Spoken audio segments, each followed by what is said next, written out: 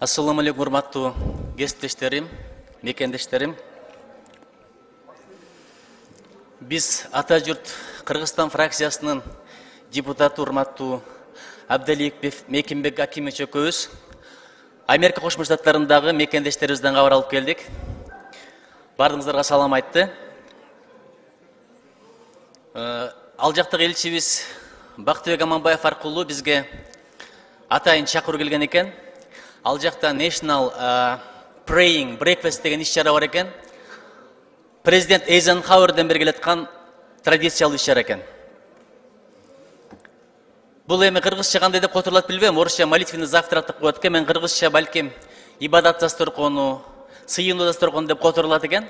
Бирок негизинен конгрессмендер, сенаторлор уюштурат экен. Коллегалар деп Кыргызстандан чакырган экен. Бир топ чакыруу келиптир. Биз макул көрүп барып келдик. Экиштен бир иш мекендештерден кабар алалы деп. Эми молитвенный завтрак деген эмнеси? Бул ушул ибадат маселесине байланышкандыгына байланыштуу мындай саясат жөнүндө сөз болбойт экен. Геосаясат жөнүндө сөз болбойт экен. Ынтымак, биримдик, кечирим, согуштар токтосун, дүйнөдөгү интеграция, адамгерчилик, айкөлдүк деген адамдык баалуулуктар жөнүндө сөз козголот экен. Мен бирдекен айтып коеюн. Кыргызстан үчүн бир дагы өлкө өрнөк эмес. Анын ичинде Америка Кошмо Штаттары дагы. Бирок мен эки нерсени байкадым. Биринчиден, ошол иш-чараны Америка Кошмо Штаттарынын сенатындагы эки партия бар. Республикалык партия, ошондой эле демократиялык партия. Ошол эки партиянын өкүлдөрү бирдей чыгып баштайт экен. Билесиздер, бул партиялар келишкис оппонент партиялар. Бирок бүткүл дүйнөнүн алдында, анткени бул иш-чарага 127 өлкөдөн катышты. Алардын алдында биз бирбиз деген пасылды берет экен. А дегенде жашылуурагы чыгып, өзүнүн оюн айтып, тилегин айтып, кыска нуска сүйлөп, андан кийин мына менин оппонент партиямдан деп айтпайт экен, демократиялык партиянын өкүлү болсо республикалык партиянын өкүлүнө берет экен, же тескерисинче. Менин досум, көптөн бери бирге иштешебиз, чоң максаттарга бирге умтулабыз дегенде ой менен, сөз менен, пасыл менен кайрылат экен. Бул чоң саясий маданият. Ич-чара канчалык тирешпесин, канчалык талашпасын, эл аралык аренага чыкканда бирдей позиция менен чыккан бул чоң саясий маданият. Биз да ошого үйрөнсөк болот эле. Анткени ич-чара талашалы, ич-чара балким кээ бир маселелер боюнча кызыл чеке бололу, бирок эл аралык саясатта one voice деген түшүнүк бар. Бир добуш менен, бир позиция менен чыгуу бул өтө чоң маданият.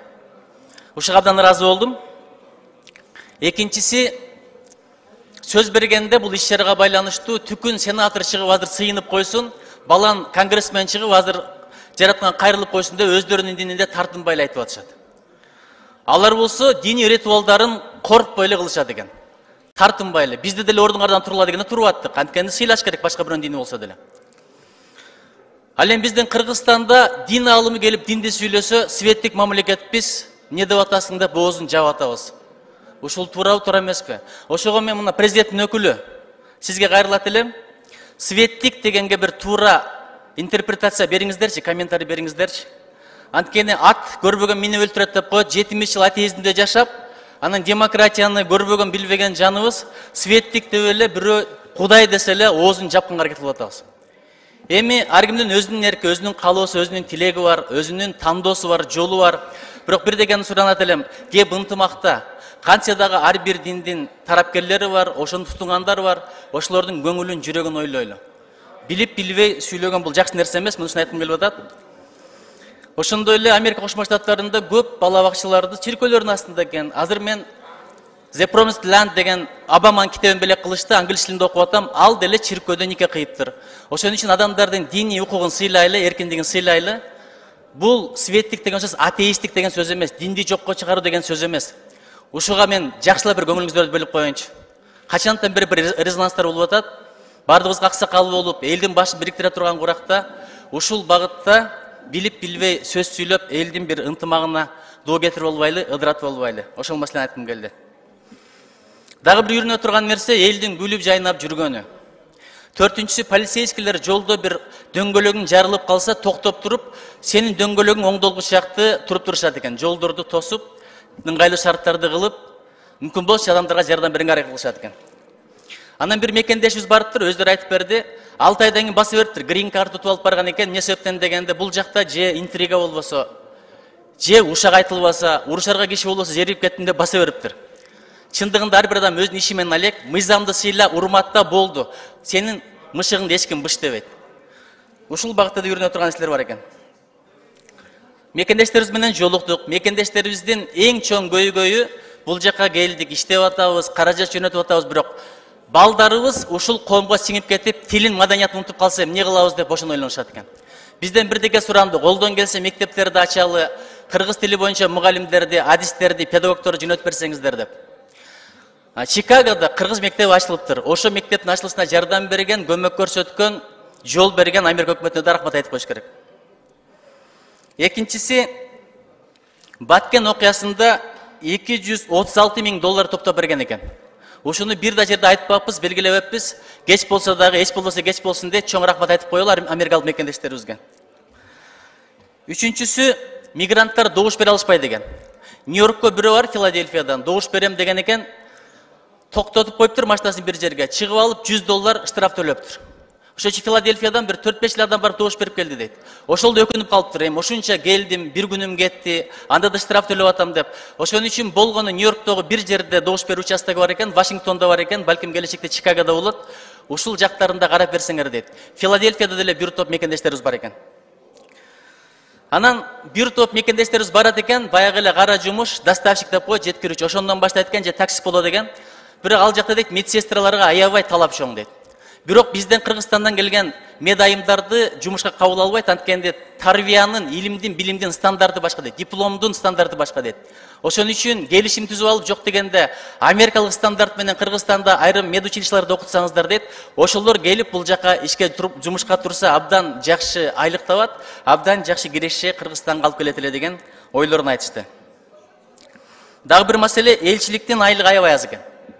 2008 жылдан бери көтөрүлбөптүр. Башка жактарда көтөрүлөр болду. Балким бир бая мамилелердин приоритетине жараша ушундай болсо керек. $1,500, ал эмес Кыргызстанда азыр мындай өтө деле көп акча эмес да. Чындыгында мен бир жерге барып, эң арзан нан алганда $4 алдым. Бул жактагы $100, ал жакта бир 1000 сомдой эле күчү бар экен. Андан деле азыраак болду деп ойлоп атам. Жөнөкөй эле бир студент айтып атат, бир айда мага мен өзүм эле дейт $3000 кетет деп атат. Ошон үчүн карап көрүңүздөр, үй-бүлөлөр менен барып атат. Биздин дипломаттар, ар бир өлкөсүнүн дипломаты, бир туугандар өздөрүнүн дипломат жакшы шарттар түзүп берет. Керек болсо Лондондогу элчи бир убакта гольф уюштурат болчу, өзү гольф ойнойт. Ал жактагы дипломаттын, элчилердин дуайени болгон. Ошон үчүн элчинин статусу баскан турганына, кийингенине, чөнтөгүнө жараша мамлекетке мамиле. Ушул жагын бир карап койсок жакшы болот. Мына биздин коллегабыз турат, Мекенбек Акиевич. Ар түрдүү суроолор берилди, туурабы? Кээ бирлерде аябай катуу суроолор берилди, ачуу суроолор берилди. 4-5 адам улам кайра суроо берип, бир топ шашып алды. Эми аларда түшүнсө болот, балким бир арманы бардыр, күтү бардыр, бирден келип суроолорду берип атты. Бирок негизинен абдан жакшы болду. Өзгөчө Чикагода кыргыздар ушунчалык буттарына туруптур. Кафелер биз болсо бул жактан кыргыздын сагынгандыр деп курут, борсок, төрүп барсак, ал жакта алардын бар экен. Керек болсо чөбөгөдөн берсе да деген. Арзан деген дүкөнү бар экен, жаннат деп ачып атыптыр. Кылып биздикилер абдан эле бутуна туруптур. Ошол эле мезгилде ал жакка квартира алганга акчасы жок, машина ичинде уктап жашагандар да бар экен. Өзгөчө Мексика аркылуу өтүп барганда эмне кыларын билбей, же кайта албай, бул жактан кеткенден кийин бала төрөлүп, ошолорду сагынып, көздөрү келгендерди да көрдүк. Ошого элем ал жактан кыйналып тапкан акчасын бул жакта туура пайдалансак, ушул аман айтышты.